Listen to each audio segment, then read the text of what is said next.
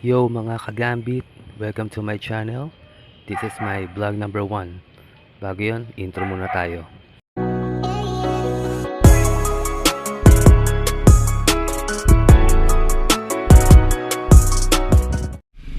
Yon. So, anyway, papakilala muna ako. Ako si Gambit Moto at ito ang aking Honda Beat na si Gambit. Anyway, ako ngayon sa motor trade para change oil tsaka CVT cleaning. So, ayun nga. Yun, so wala tayong paligoy-ligoy pa. Ang gusto ko lang naman is ma-share sa inyo na inspire ako sa mga motovlogger.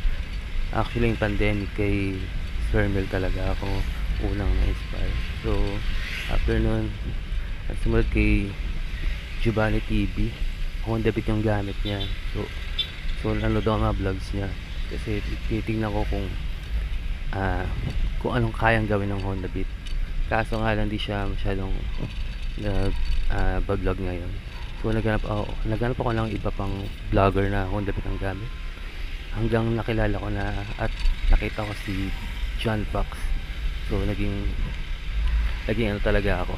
Naging followers niya ako, subscriber niya ako at nakita ko kung gaano kanimble or kalakas yung Honda Beat. Dahil nakita ko sa kanya na nakapag Philippine loop siya, so sobrang na-inspire ako sa kanya hanggang ngayon. Kaya ayun, lalo ako na inspire mag vlog sa sa YouTube or sa ibang social media. So ayun nga, no, nandito na ako sa motor trade. So baba muna ako and balikan ko kayo after nito. So ayun, tapos na tayo mag CVT cleaning tsaka change oil. Tawid na tayo. So yun nga, no, hanggang ngayon di ko pa rin nakakabit yung mic ng action cam ko kasi wala pa akong skeleton case eh. Ang gamit ko lang is yung waterproof protector. Wala siyang butas sa gilid, so magbo-voice over muna ako ng audio. So ayun, gusto lang i-shoutout yung mga bagong subscriber ko, tsaka yung tatlong nagpa-inspire sa akin na motovlogger na si Sir Mel. Shoutout sa iyo, salamat sa mga tips at advice pagdating sa pagmumotor. Kay Giovanni TV, bro, salamat sa iyo at sana tuloy-tuloy mo yung content mo. And syempre kay John Fox na talagang lalo ako na-inspire, tsaka lalo akong ginalaan magmotor. Tsaka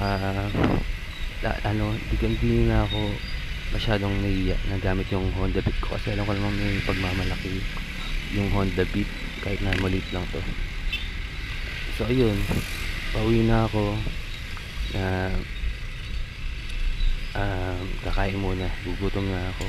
So balikan ko kayo. Ayan, nadaanan pa akong Jollibee, lalo akong nagutom.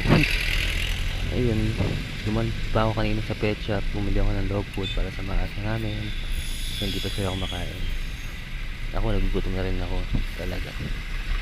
Anyway, malapit na ako sa bahay, ilang distansya na lang at nakakauwi na.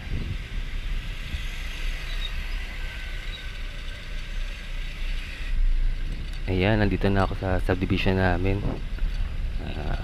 Gutom na ako. My God. Ayun, oo nga pala, kung naalala niyo yung isang motovlogger na nakahuli o nakakita dun sa ng hold up, yung tatlong pinatilyo na nakamotor dito sa North Caloocan.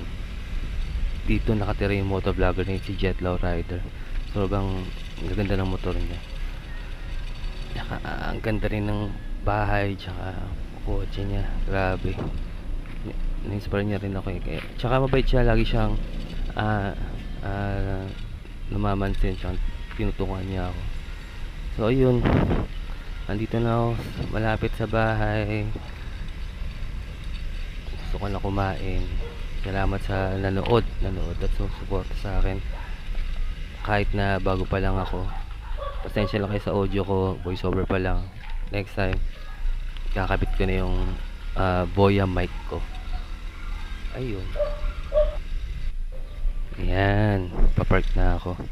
Nakating na rin sa bahay. Ayun, salamat sa mga nanood sobrang na-appreciate ko. Comment na lang kayo tsaka mag-like. And ayun, kain na rin ako. Salamat sa nanood. Thank you for watching. And bye bye.